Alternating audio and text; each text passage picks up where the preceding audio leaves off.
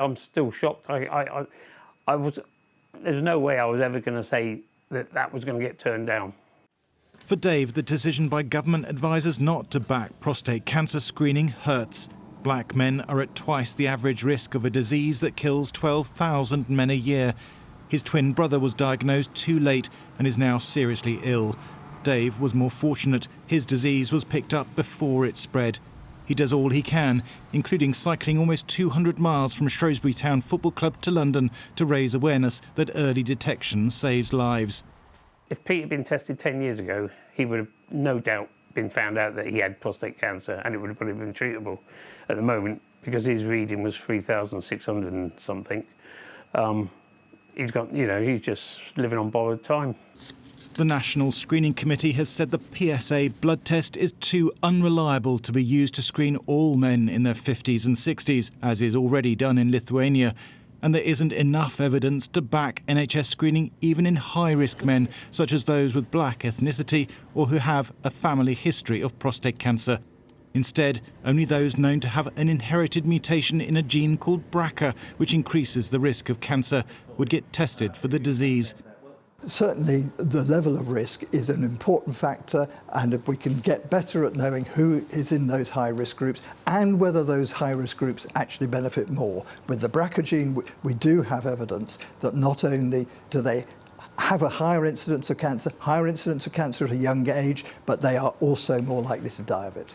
Some doctors say the decision not to screen older black men is a scandal. They say the committee has misjudged the evidence.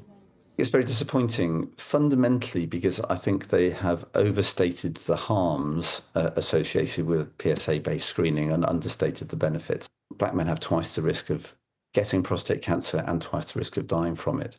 So there's a lot of fundamental inequality that they are going to allow to continue if this recommendation goes through, which I think is wrong.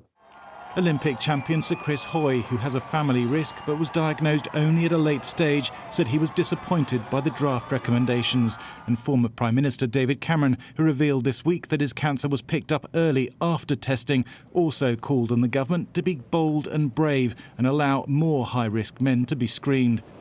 Ultimately, it is the Health Secretary who will make the final call on screening. In a statement, Wes Streeting said, "I've always said I want to see screening in place for the most common cancer in men, provided this is backed by evidence. I want to change the NHS so it diagnoses earlier and treats faster. That aim will be balanced against the harms that wider screening could cause to men." Dave hasn't given up hope that men like his brother could be saved in future. His message is simple: if you're at risk, get tested. We're going to have another testing event here at the football club where I work.